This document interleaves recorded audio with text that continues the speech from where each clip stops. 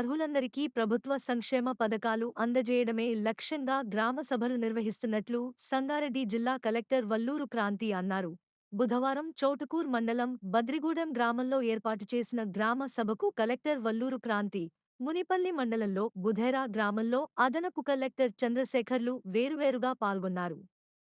ఈ సందర్భంగా ఆయా గ్రామాల్లో ఏర్పాటు చేసిన గ్రామ సభలలో జిల్లా కలెక్టర్, అదనపు కలెక్టర్లు మాట్లాడారు. ఈ నెల 26 నుండి ప్రభుత్వం ప్రతిష్టాత్మకంగా అమలు చేయనున్న రైతు భరోసా, ఇందిరమ్మ ఇల్లు, రేషన్ కార్డులు, ఇందిరమ్మ ఆత్మీయ భరోసా పథకాల కింద లబ్ధి పొందేందుకు గాను అర్హులైన ప్రతి ఒక్కరూ గ్రామ సభలను సద్వినియోగం చేసుకోవాలని గ్రామస్తులకు సూచించారు. ఈ నెల 26 నుండి ప్రభుత్వం ప్రతిష్టాత్మకంగా రైతు భరోసా, ఇందిరమ్మ ఇల్లు, రేషన్ కార్డులు, ఇందిరమ్మ ఆత్మీయ భరోసా పథకాల ప్రారంభించనున్నట్లు తెలిపారు. సంక్షేమ పథకాల అమలు నిరంతర ప్రక్రియగా కొనసాగుతుందని, ముసాయిదా జాబితాలో పేర్లు రానివారు ఎలాంటి ఆందోళనకు, అపోహలకు గురి కావలసిన అవసరం లేదన్నారు.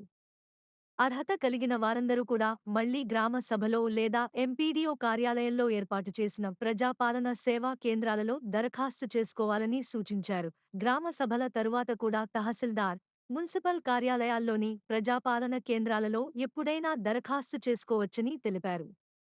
ఈ కార్యక్రమాలలో ప్రజాప్రతినిధులు, సంబంధిత అధికారులు, ప్రజలు తదితరులు పాల్గొన్నారు.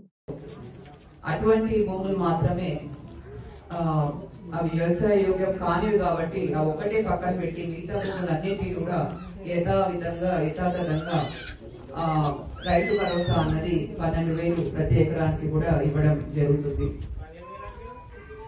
ఆత్మీయ భరోసాలో కూడా ఇందాక పేర్లన్నీ కూడా చదివించడం జరిగింది. ఎటువంటి భూమి లేని వాళ్లకు మాత్రమే, వ్యవసాయంలో కూలీలుగా పనిచేసే వారికి మాత్రమే ఈ పథకం అన్నది ఈ పథకంలో బెనిఫిట్స్ అనేది ఇవ్వడం జరుగుతుంది. సో చదివిన లిస్టులో ఏమైనా అబ్జెక్షన్స్ ఉన్నా మీరు కౌంటర్స్ ఏర్పాటు చేశాము, దాంట్లో మీరు అబ్జెక్షన్స్ అన్ని కూడా ఇవ్వచ్చు. తర్వాత కొత్త రేషన్ కార్డ్స్ కూడా ఏవైతే మనకు ఇంతవరకు అప్లై చేసుకొని ఉన్నారో, మీ సేవలో అప్లై చేసుకొని ఉన్నారో ఆ లిస్ట్ అంతా కూడా చదివించడం జరిగింది.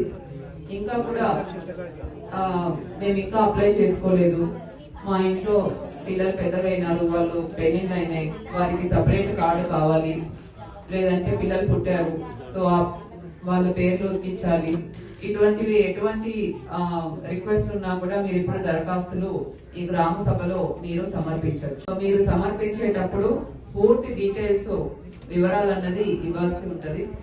సో ఆ కుటుంబంలో హెడ్ ఆఫ్ ద ఫ్యామిలీ ఎవరున్నారు, వారి ఆధార్ కార్డు, కుటుంబంలో ఎవరెవరికి రేషన్ కార్డు కావాలి, వారి పేర్లు, ఆధార్ కార్డు, ఇవన్నీ కూడా పూర్తి డీటెయిల్స్ మీరు దరఖాస్తు కౌంటర్ లో సమర్పిస్తే అవన్నీ కూడా లిస్ట్ లో యాడ్ చేసుకొని వెరిఫికేషన్ చేయడం అన్నది జరుగుతుంది. అలానే ఇందిరమ్మ ఇల్లు కూడా పోయిన సంవత్సరం జనవరిలో ఏవైతే ప్రజాపాలనలో దరఖాస్తులు పెట్టుకున్నారో మాకు ఇందిరమ్మ ఇల్లు కావాలి అని, అవన్నీ కూడా ఫీల్డ్ వెరిఫికేషన్ కి మొన్న డిసెంబర్ నెలలో చేయడం జరిగింది. మరి ఇందాక ఇద్దరు ముగ్గురు చెప్పడం జరిగింది మా పేరు రాలేదని. మరి అవన్నీ కూడా మీరు ఒకసారి కౌంటర్ లో మీ పేరు, ఆధార్ నెంబర్ తో పాటు మీరు దరఖాస్తు ఇస్తే అవి కూడా మనం లిస్ట్ లో యాడ్ చేసుకొని వెరిఫై చేయడం అన్నది జరుగుతుంది. కాబట్టి ఎటువంటి అపోహలు అవసరం లేదు. ప్రతి అర్హులకు కూడా రేషన్ కార్డు, ఇందిరమ్మ ఇండ్లు వర్తించే విధంగా, వచ్చే విధంగానే ప్రభుత్వం నియమాలు అన్నవి చేస్తున్నారు. కాబట్టి అర్హులైన ప్రతి ఒక్కరికి కూడా రేషన్ కార్డు అన్నది తప్పకుండా వస్తుంది. కాబట్టి ఈ డీటెయిల్స్ అన్ని కూడా కౌంటర్ లో సబ్మిట్ చేయాలి. ఒకవేళ ఈరోజు గ్రామ సభలో మీరు పార్టిసిపేట్ చేయలేకుండా ఉన్నా కూడా పర్లేదు, ప్రతి మండల కేంద్రంలో కూడా ప్రజాపాలన సేవా కేంద్రాలు అన్నది ఏర్పాటు చేయడం జరిగింది. సో ఈ ప్రజాపాలన సేవా కేంద్రాలు ప్రతిరోజు కూడా ఆఫీస్ టైమింగ్స్ లో మీకు అందుబాటులో ఉంటాయి. సో మీరు వెళ్ళి ఈ రోజు ఇవ్వలేకపోయినా కూడా పూర్తి డీటెయిల్స్ తో ప్రజాపాలన సేవా కేంద్రాల్లో కూడా మీరు రేషన్ కార్డు కానీ, ఇందిరమ్మ ఇల్లు కానీ దరఖాస్తు అనేది అక్కడ కూడా మీరు ఇవ్వచ్చు. కాబట్టి ఈ ప్రజాపాలన సేవా కేంద్రాన్ని సద్వినియోగం చేసుకోవాలి. ఇక్కడే మీరు దరఖాస్తు ఇవ్వాలనుకున్నా కూడా ఇవ్వండి, లిఖిత పూర్వకంగా ఇవ్వండి. మా వాళ్ళు రిజిస్టర్ పెట్టుకొని ప్రతి ఒక్కటి కూడా నోట్ డౌన్ చేసుకుంటారు. అవన్నీ కూడా ఖచ్చితంగా వెరిఫై చేస్తారు. సో ప్రభుత్వ పథకాలు ఇవ్వడం అన్నది ఇది నిరంతర ప్రక్రియ. సో ఇప్పుడే ఇచ్చేసి ఇప్పుడే ఫైనల్ చేయడం అన్నది ఉండదు.